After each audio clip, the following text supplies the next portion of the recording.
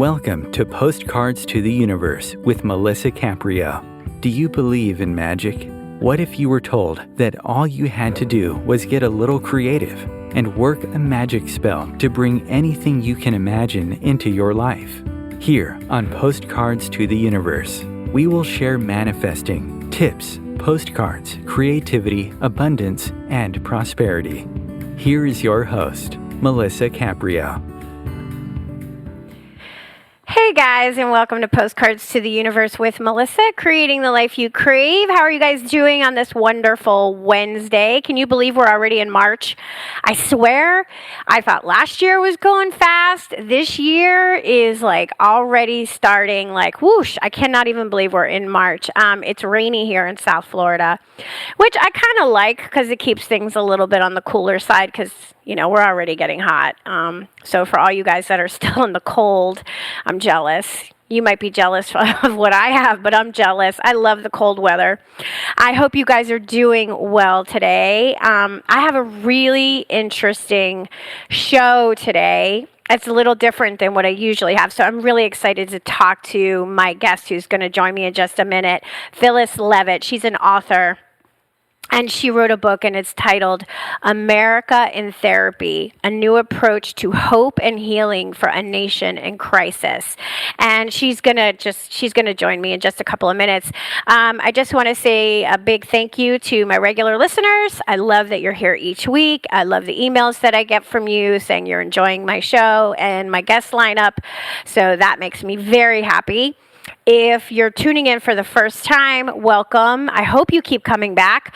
Just to let you know, since we are recording, we are live. We record the show live.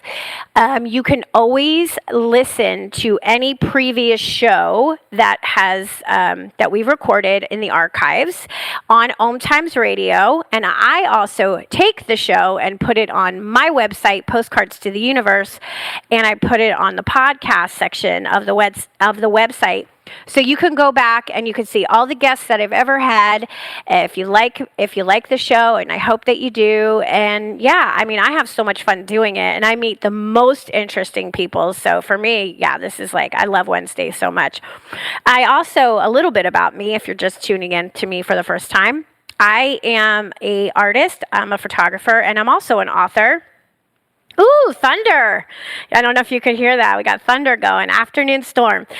So my book is titled Postcards to the Universe, Harness the Universe's Power and Manifest Your Dreams. And I talk all about manifesting. So what I do is I would photograph a person's manifesting postcard, which is kind of like a mini vision board.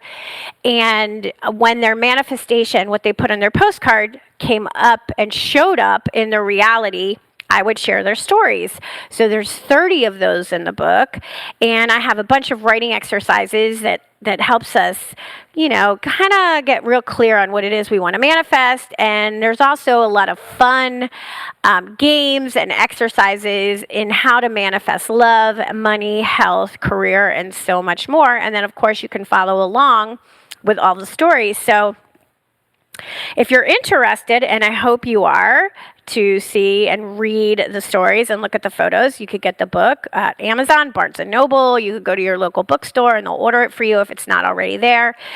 And I decided, because the book came out, oh my God, I can't even believe it, right before COVID, truthfully, the end of 2019.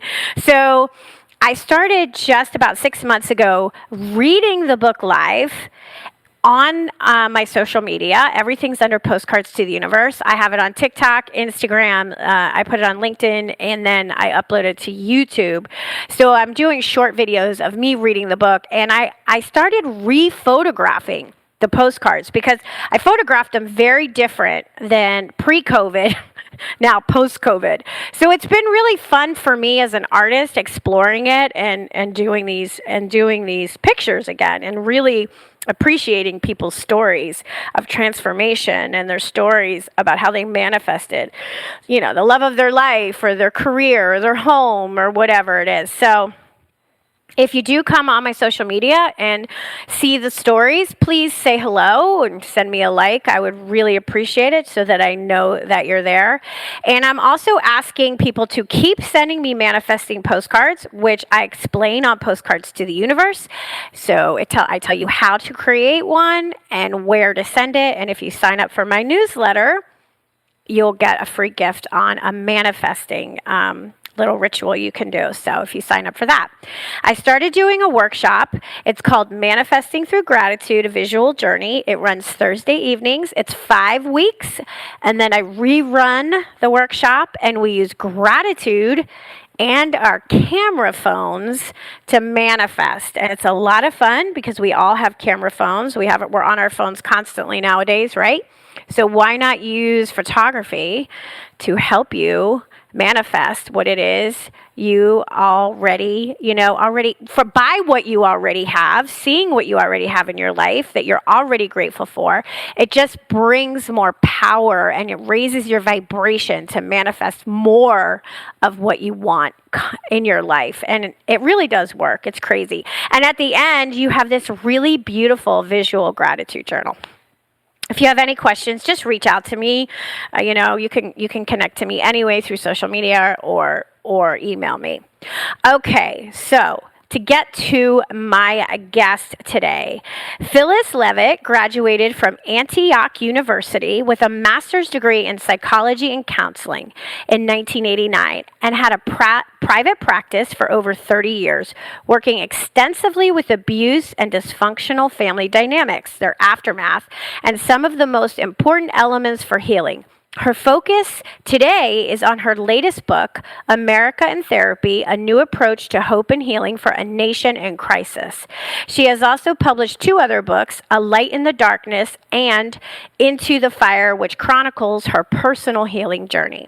And this is a direct quote from Phyllis. When I became a psychotherapist, I never imagined I would one day be entering a political arena. But the more I worked with widespread family dysfunction and its horrifying legacy of pain and violence, the more I realized that the greatest threat to our survival as a country and as a species is our declining mental health. I knew that what we have learned about healing family violence can and must be applied to healing America. I felt compelled to leave the confines of my office and speak to a broader audience. I wanted to share my message of urgency to get ourselves on a path of healing and a message of hope that we can restore ourselves to safety, peace, and love by healing the wounds we have suffered and the wounds we have inflicted that keep a cycle of violence going. I wrote America in Therapy for all those hungry for this message. And you can find out more about her if you go to her website, phyllisleavitt.com. I'm going to spell it for you since we're on radio. It's PHYLLISLEAVITT.com. Welcome, Phyllis. Thanks so much for being here with me today. Well, thank you so much for having me. It's really a pleasure to be talking with you. Yeah, this is really interesting to me because we're in crisis. I mean, I think the world is in crisis, but, maybe tackle one thing at a time. You start with the individual, you go to the community in America. So what sparked the idea for you to write this book? Yeah, and it's interesting because I looked a little bit up about your podcast and about the whole issue of manifesting your dreams. And I knew when I was really young that I wanted to be a writer. I had no idea what I wanted to write, but I knew that that was my calling. And I don't know how I knew it, but I think sometimes we know that really young. And so sort of long story really short, I had a really difficult time growing up, and I didn't know why. I just felt very other. I felt like I didn't belong anywhere. I had a lot of fears. I had a lot of anxiety. I had a lot of depression, and I did my very best to hide it all and appear like I was okay. And one of the ways that I compensated was to become a really good student. So I sort of poured myself into school. And years later, what really began to be uncovered in my psyche was that I had been sexually abused as a child, but I had buried all of those memories. And that really was the reason why I felt all these very difficult feelings that I had no way to even name, let alone understand why I felt and did the things that I did. And so I ended up in therapy myself when my children were very small. And it was like a light went on. I actually began to remember the things that I had buried. And I became a psychotherapist. Therapy was very life-changing for me. I began to make sense of myself. And one of the ways that I have often described it is, if you imagine feeling like you're just a puzzle that somebody threw all the pieces on the floor and you don't know how they fit together, but you know they're supposed to. As I began to remember what happened to me, all those pieces began to come back together. And I began to move through some of the worst of the effects of what had happened to me. And I would say I sort of came out the other side of that darkness. And it was a process, and it's an ongoing process. I think for most of us, a healing journey is something we do in stages and levels. But definitely there was light in the darkness, and that actually became the name of my first book. And so I became, that was the beginning. I had a really big aha somewhere along that journey that I had felt so alone, and I realized I wasn't alone at all, that there are hundreds and thousands of people in the same boat as me who are not only a mystery to themselves, but they don't have access to help. They don't have access to understanding what's going on with them. And they don't necessarily even have access to escaping from some of the things that are really harming them from other people. And it really mushroomed out my compassion for us as a human race. So many people are being hurt by other human beings. And what is that all about? Mm-hmm. What is that cycle that keeps repeating and intensifying in certain places? And then as a therapist, I studied a lot about family dynamics, because that's really where psychology has been moving for a long time, that we don't see ourselves as islands. I'm all alone here and I'm the problem. That actually isn't what we've discovered. We've discovered that our early conditioning and our conditioning as we grow up has a lot to do with what we believe about ourselves, the attitudes we take, the behaviors we've learned, the attractions we have, the places we feel blocked. All of that. There's so much that happens in our early conditioning. And that's not to say that there isn't something that we're also born with our own individual nature. But our conditioning is, our negative conditioning is what causes pain and what brings people to seek help. And that's really what happened to me. So the next big aha I had out of all that I learned in my own family dynamics and becoming a family therapist and studying family therapy and family systems and how they work. And I worked in a sexual abuse treatment program for a number of years. So I had really upfront and close personal experience and learning on that level. The next big aha I had was that many people in positions of power are operating on abuse dynamics. And they're hurting many, many people. They're enacting policies and laws, and they proliferate ideas and beliefs about certain segments of our population that are very harmful, that are discriminatory, that are, casting certain people as inferior or a threat, or, whole segments of society without understanding that we're all human beings who were born innocent little babies. And if we're problematic, something happened to us that created that. And I'll say one last thing, and then please jump in. And so I learned a lot about what the effects of untreated abuse and neglect are, and I could see them happening all over our country. And that's not to say that there aren't wonderful things happening. There are wonderful things happening. What you're doing. And there are people who are, philanthropists and who volunteer to help prisoners or, children who have been deprived, or they contribute money, or they set up education programs in a prison, or whatever. There's millions of programs that are going on. And in fact, one of the things I learned when I was researching for my book is that there's an extraordinary amount of volunteerism in America. People are giving and giving and giving. But that doesn't necessarily eradicate the ill effects of some of the things that are happening in what I call the family of America. And I felt like I needed to talk about that because for two reasons. One is, it's really hard to heal something if you don't know what it is. Right. And that was true in my story. If I hadn't begun to remember what happened to me, I would have had a really hard time healing. And that's true in our country. I think we need to know some of the effects of our history and some of the effects of the dynamics that are playing out from the top down as well as bottom up, which is the individual and the individual family. And I wanted to make that common knowledge because the hope lies that just as we can find healing as individuals, we could find healing as a country if we understood how important it is to do that and how to do it. Yeah. No, thank you. Yeah, it's really interesting. And okay, so to say this, and I don't want to offend anybody, but I'm going to say it because we're talking about America. I thought we were further along as a collective country before Donald Trump became president. I really did with the Obama administration. I really was seeing the progress. And I had a very hard time understanding the racism, the hatred, and the violence I was seeing.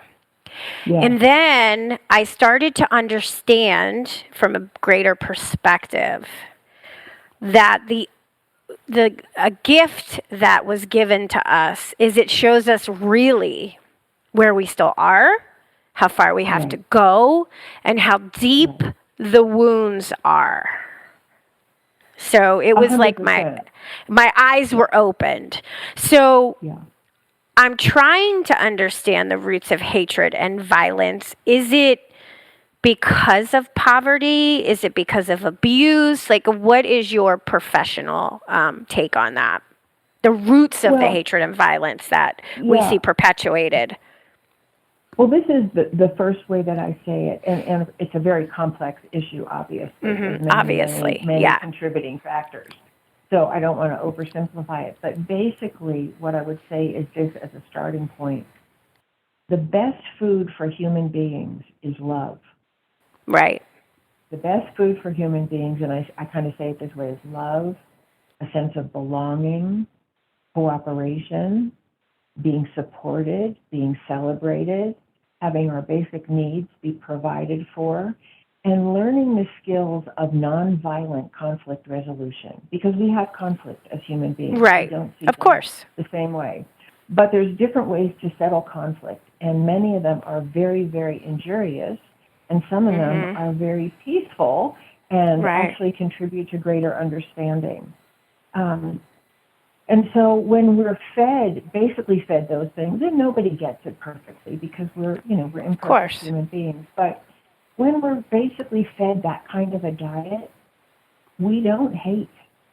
We don't want to kill anyone. We don't want to rape someone. We don't want to steal from them. We don't want to pollute the land. We don't want to target certain vulnerable populations or, visit injustice on certain people. We just don't want to do those things when we're actually fed the best psychological and emotional food for human beings. But many people are not fed that. And many people are actually fed the opposite in their own homes. And I think there's a legacy of trauma and abuse that's been passed down from generation to generation. I don't know where it started, and I'm not probably going to go into that part of the conversation, because we're basically animals, and we had to compete to survive, right? But we're much more than animals in terms of our emotional body and our intellectual body and our ability to construct community and culture and ways of cooperating with each other. And somehow our ways of competing have gotten out of control. And again, I don't have the answer to the whole sociological history of the human race. I have some ideas, but just to speak to what I think people would really help people understand is that we are tasked with breaking that cycle. So if we're not being fed what's good for human beings, and I think we all know this, how do I feel when I feel someone loves me? I feel amazing. Right. Or if they recognize something about me that they think is valuable, or they really want to include me. I mean, it feels freaking amazing, right? It's the best food. And if you feel rejected or ignored or scorned or laughed at or, or assaulted, it feels the opposite.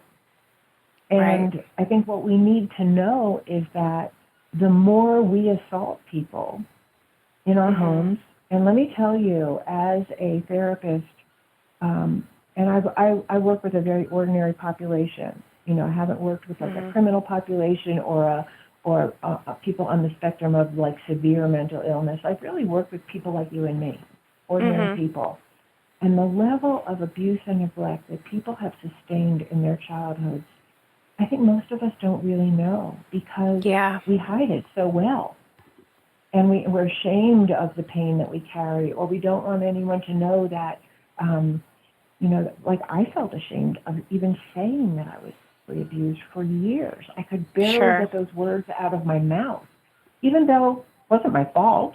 Right. It didn't reflect on me as a person, but somehow I felt like it did. So our task is to interrupt the cycle. And if what really hurts, if the best, let me put it in positive, if the best food for human beings is love and connection and all the things I mentioned above, then we have to look at how we're not feeding each other that food and what the results are. Right. Because people who are hurt become symptomatic. I was symptomatic. I was really depressed and anxious and all the things that I talked about. Some people, symptoms are much more socially maladaptive. My symptoms mostly hurt me. Right. Many people become violent. Yeah. They become isolates. They become socially, I forget the word, but they're not socially attuned, and so they don't feel empathy for other human beings, and so it makes it much easier for them to act out with no remorse. Yeah. And when someone like that gets into a position of power, we're in trouble. Yeah. Yeah. I've heard that before, that if you have been neglected or were abused or you grew up in a toxic environment, one or two things happen. It either turns inward and you turn against yourself, or it turns outward and you turn against others. Absolutely. If you don't learn how to heal it, right? You got to heal it within you. And, I don't want to stereotype, but the nature of the game seems to be women, this is not 100%, have a tendency to go inward and turn on themselves, and men have a tendency, hormones have a lot to do with that, to go outward and become more violent. Right. So how do we heal that? How do we personally, like anybody listening who knows they're suffering, who knows that they grew up in a toxic, abusive environment and haven't dealt with it, how do we deal with it? Yeah, I think, one of the gifts of psychotherapy, and I kind of use those principles, but what I do want to say is you don't have to be a psychotherapist at all to be a healing agent in this world. Right. But there are certain things that I learned as a psychotherapist that are kind of principles that became very, very conscious for me as I worked with people. And so the first step, I think, is education. And that's one of the reasons why I wrote a book and why I like to talk about it, because how much have I learned from reading other people's books and hearing other people talk about the things that they've uncovered and discovered that have been helpful. So I think the first step is education. I really think as a world population of human beings, but I'll talk about America, I think we need to make psychology and family dynamics something that we are committed to teaching our children. I agree. Because we need to know what's happening to us. If I had known, had even a clue where my symptoms were coming from when I was young, I would have had a different life. If I had had a safe place to remember what happened to me, I would have had a different life starting much younger. And I'm very grateful that I had that opportunity at all. Don't get me wrong. Right, yeah. But so I think we start with education, and I think we have to really understand what is a healthy family, and again, that we're all imperfect and we just learn as we go, but what really creates a dysfunctional and abusive family, and understand what the symptoms are. For instance, and I think this is a good analogy, if you go to a doctor, they ask you, where is the pain in your body? Right. When did it start? How severe is it? Does it come and go? Is it all the time? Is it just in this one part, or does it radiate out? And then they ask you, what's your food intake and how is your sleep? And, did anything happen? Did you have an injury? Blah, blah, blah, right? So they really zero in as much as possible on the origins of what you're suffering from. Because the more they know about the symptoms, the more they can find the cause and treat it. Sure. And the same thing is true for our psyches. So the next thing that I want to say is that the power of remembering our early conditioning sometimes is everything. For me, it was life-changing. It was absolutely life-changing in probably more ways than I can even describe here. But in any case, I made sense to myself. And let me just say this, and please interrupt me because I have no. I'm going to let you finish your. Inside me. I'm going to let you finish your thought, and then we'll take a break and we'll come back. Go ahead, finish your thought. Okay. What I was going to say is that remembering part of what if you have had any kind of mistreatment or neglect in your childhood on a continuum from your parents just really weren't available and you didn't get attention to. You were sexually assaulted or physically abused or thrown out of your house or something like that. If you are mistreated by another human being and it's not healed and there's no escape, we tend to take on very negative beliefs about ourselves in relation to that. There's something wrong with me. I deserved it. I'm ugly. I'm fat. I'm stupid. I'm unlovable. And that negative belief structure becomes a core of how we see ourselves and the coping mechanisms that we develop. So, one quick example would be someone who feels that they're unlovable because they were abused and the pain is extraordinary from however they were violated, might turn to drugs to alleviate the pain and to try to numb it out. Right? Or choose terrible relationships over and over and over again. Abuse. All right, let's pause here. Let's take our break now, and then, we'll really dive into this when we come back. Stay tuned, everybody, and we'll be back in just a couple of minutes.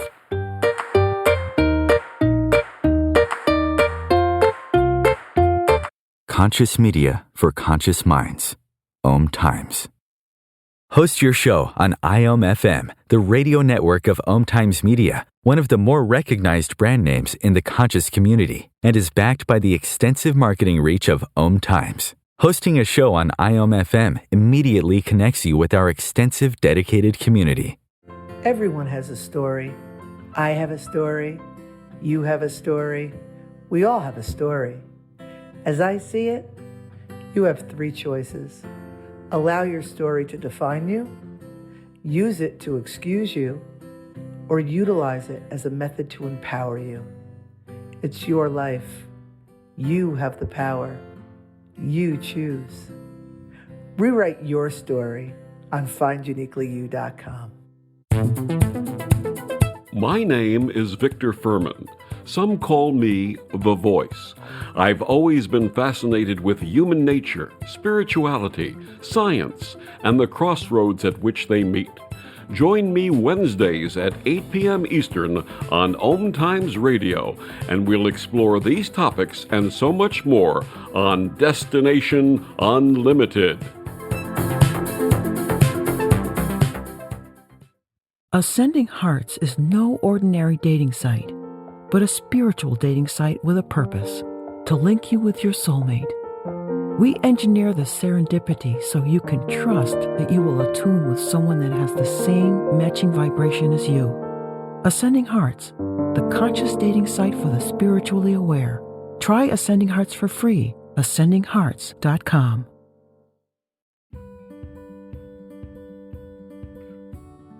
Hi, I'm Melissa Caprio from Postcards to the Universe, creating the life you crave.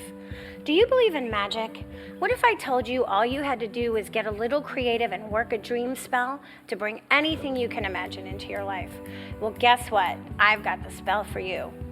Postcards to the Universe, a global movement for manifestation, is a casting magical tool for you to use whenever you want. How does living in passion sound to you? Join me in my movement where you get to create in the magical playground. Let's think outside the box and do some playful conjuring. By casting out our desires with a manifesting postcard, we explore our hearts and allow the alchemy of our dreams to appear. And don't forget to tune in each week here on Om Times Radio with my show, Postcards to the Universe, creating the life you crave at 4 p.m. Eastern Time. I share tips on creativity, abundance, and prosperity, and you will be introduced to the coolest guests, trailblazers, mystics, and creatives who enrich our lives.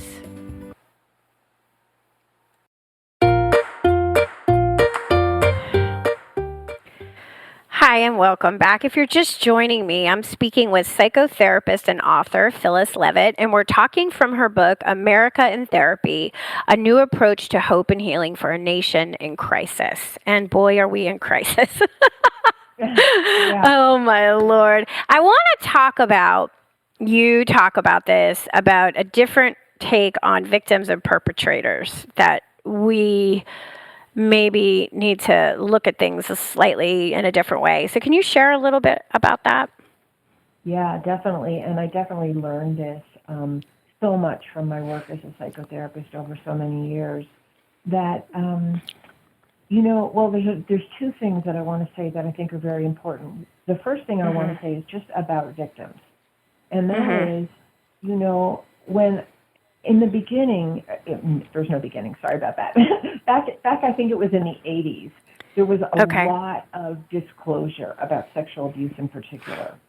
And there was a huge backlash right away about, it wasn't true. There was what do they call it? The False Memory Syndrome Society and all that. Oh, yeah, I remember that. People were really coming out and telling their stories and how horrible it had been to be sexually abused in their childhood and either buried it or not be believed when they tried to get help. And it somehow, and it was a fabulous movement because it really uncovered something, kind of what you were referring to in the beginning, like it's out there. The good news is we're seeing it. It's being exposed, and that gives us the opportunity to try to do something about it. But very soon, and I don't know if you might not be old enough to remember this, but very soon, everybody was talking about becoming a survivor. They weren't talking about being a victim anymore. Yeah. And while we all want to be survivors and not be defined by any kind of victimization, for sure, the leap from victim to survivor was too quick, I think. And we had to say we were survivors. And it's sort of like I had to say, I'm really okay. This happened to me. It was really painful, but I'm really okay. And that, I think, is a lot of the culture in America to begin with. It doesn't serve people. We have to be able to say, this really devastated my life. We have to, and that's part of what the best therapy really provides, is a safe place to tell your story, your whole story, cry your tears, release the pain in the space where you're held by someone who's not judging you, not rushing you, and not having an expectation of you other than that they're going to hold that healing space for you. And so that was just one of the things that became really clear to me, is that we can't push people to say they're survivors when they're not ready, to forgive when they're not ready, but to really allow them the space to actually heal what true victimization is. And victimization is not pity. It's not pity me. It's not a mentality of I'm never going to get up and I'm going to use this as an excuse for X, Y, and Z in my life. It's not. Owning your pain is a part of the process of healing. And so I talk about that a little bit in my book because I think it's really important. Because I know that for myself, I didn't even want to talk about any pain at all. Let alone, so I felt like I had to be a survivor, and I didn't even know what I was surviving. right? Right. Yeah, I think a lot of people feel that way too, that they have to be survivors because they don't want to be looked at as, I'm the victim. Don't look at me as a victim. Like, don't feel sorry for me kind of thing. People get, and I Right. understand that perspective. Have you found that most perpetrators were victims? Well, that's And the then other they half did. of what I, yeah, Okay, go ahead. Go ahead. Yeah. that's the Okay. other Yeah. half.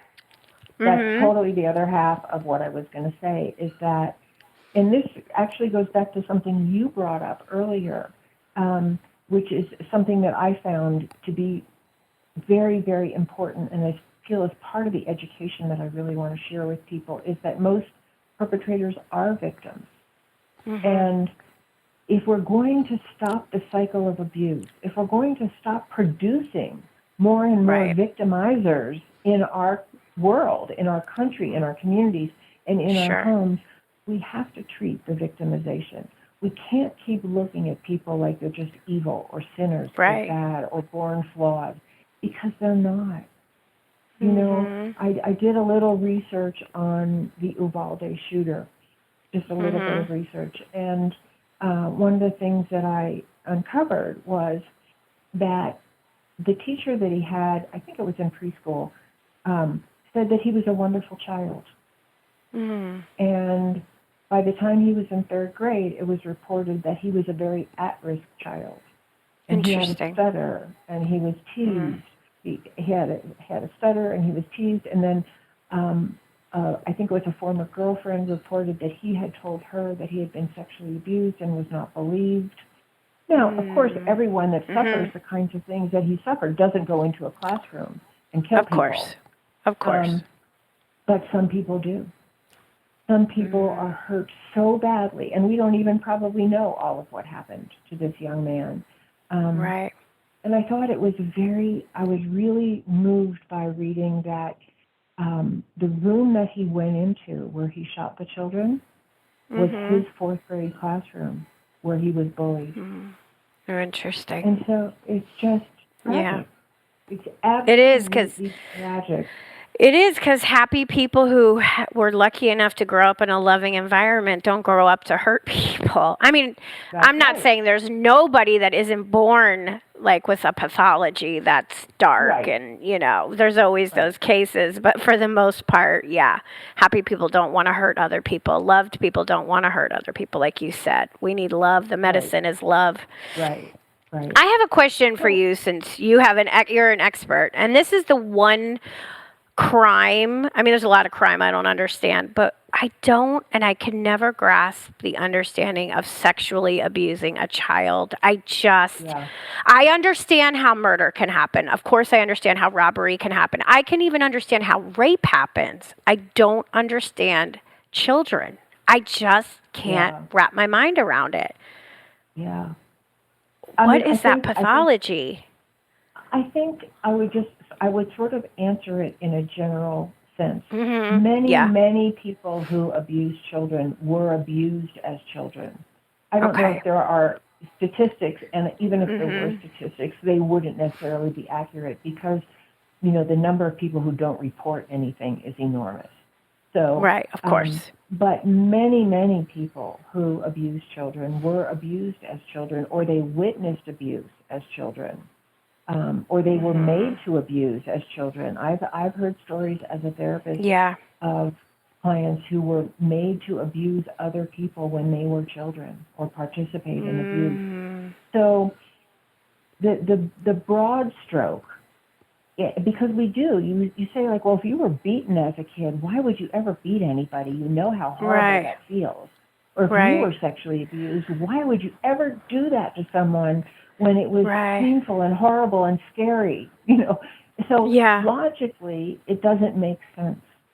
But psychologically, it does make sense. And these are also some of the things that I really try to explain in my book, because I think we need to know this. Someone who sexually abuses a child isn't just a horrible person. Do we want them to do that? No. Do we want to stop them from doing that? Yes. Yes. Do we want them to find treatment? I think is one of the big issues that we face. But here's the broad stroke. The broad stroke is that we tend to repeat what we know. Yeah. And you might look even in your own life, like my mother. this is kind of a silly example, but I think it's a good one, just to give you an illustration. My mother would often really rag on my dad for the littlest thing. You forgot to buy this at the store. How could you forget to do that? Kind of thing. And I thought it was so obnoxious when I was a kid. Did that ever come out of my mouth? Yes. Right. Did you ever channel your mother? Yeah. Yes. So that's a tiny illustration of we tend to repeat what we know. And if what we know is really destructive and really hateful and really violent and really harmful, it's in our unconscious as a way to cope with life, as a way to somehow get some need met in a twisted way, if that makes sense. Right. Yeah. And they talk about this in psychological literature, which is called the repetition compulsion. We tend to repeat doing what sometimes what was done to us, but also to allow to be done to us what was done to us. Both.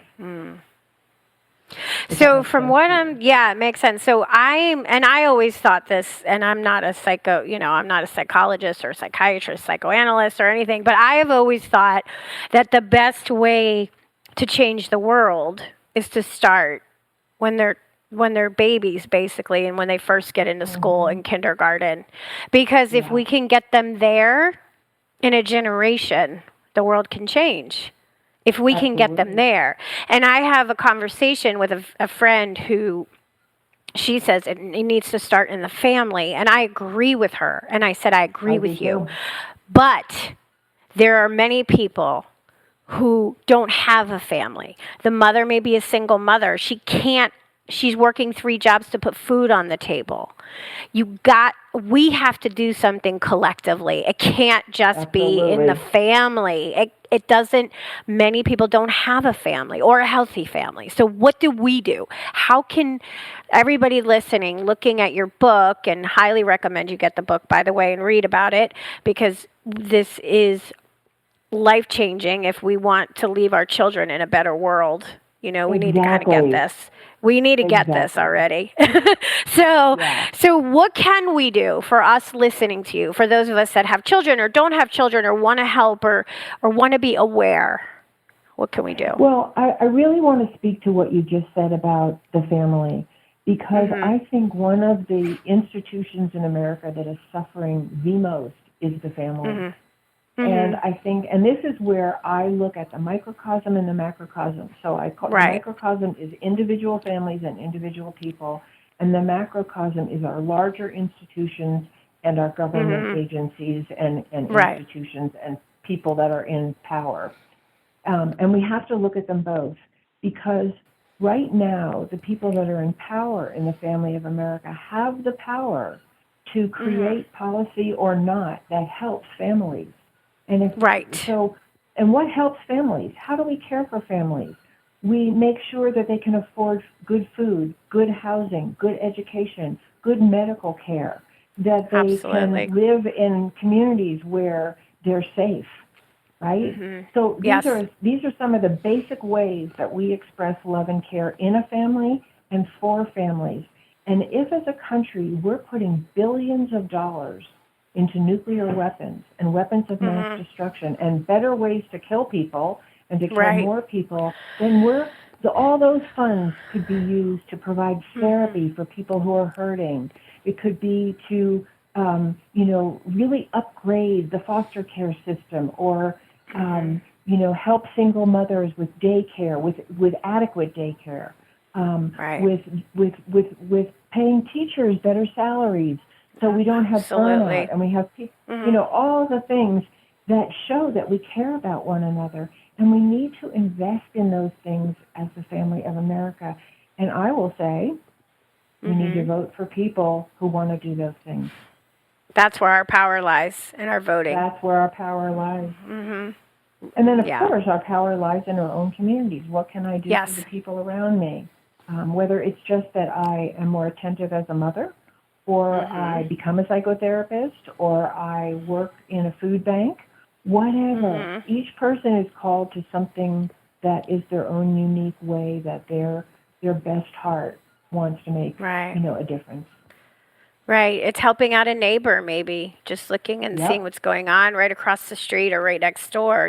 Could somebody use your help? Could somebody acts of service, doing acts of service? I mean, we it's frustrating because we know what the right answers are.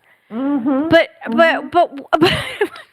why is it so difficult for us to get there? I don't know. I get crazy sometimes when I think about these things because it's like so obvious, But I guess maybe it's not.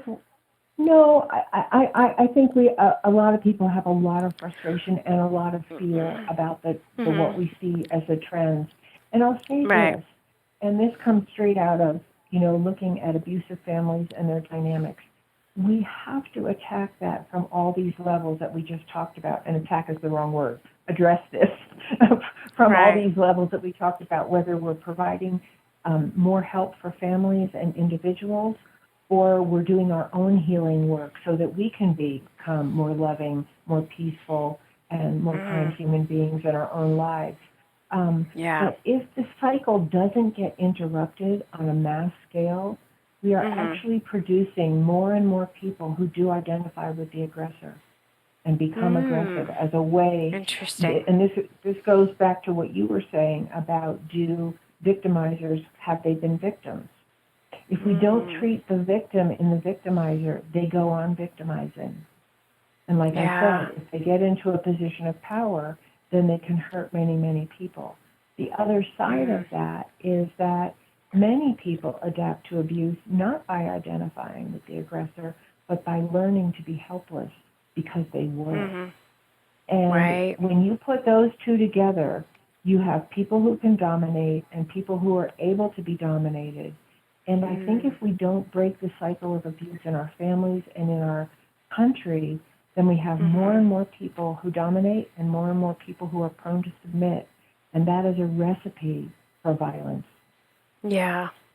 Well, we see it all over the world. We see it all over the world. So we're seeing it, And I do think that the school system, the curriculum needs to be completely overhauled. I mean, we're doing school like we did when school started, and we're in a different world, and we need to not worry about certain math and certain sciences. Not that it's not important. I'm not saying that, but I think that there needs to be classes in nonviolent, like learning how to resolve issues and conflicts nonviolently, learning about meditation, 100%. Tapping in with what the body's feeling. There's so many things that small studies have shown work, and other countries are way ahead of us in utilizing these, that we can really, I always look at it like that because I think personally, this is just my opinion, I think America has an arrogance issue collectively. Yeah. And I believe that we can look to other countries who are older than us, who have more experience than us, and say, you know what, I see that's working for you. How did you implement that?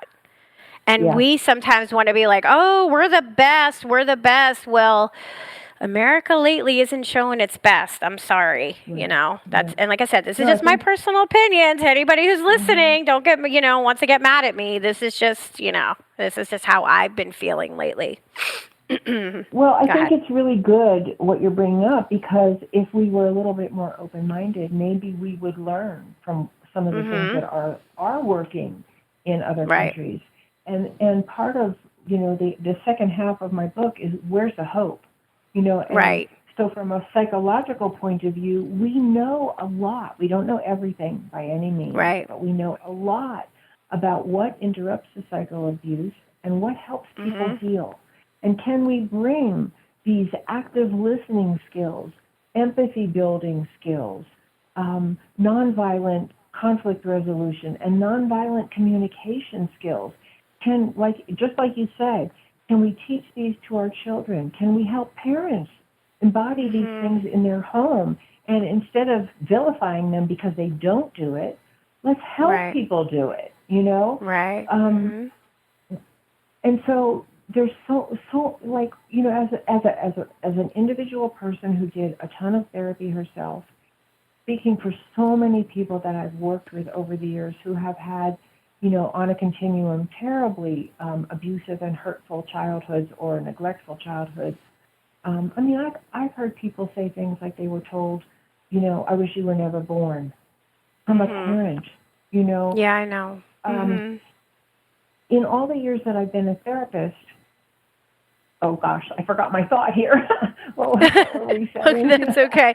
No, that's okay, because I do want to ask you, because you talk about, you say America is suffering, and I want to make sure we get to talk about this a little bit.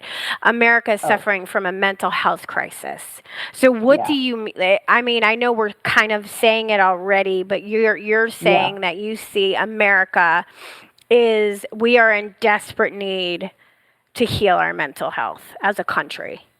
Yeah, I just want to capture the thought that I forgot first, and that is... that okay, perfect. If you got it back, great. Go ahead.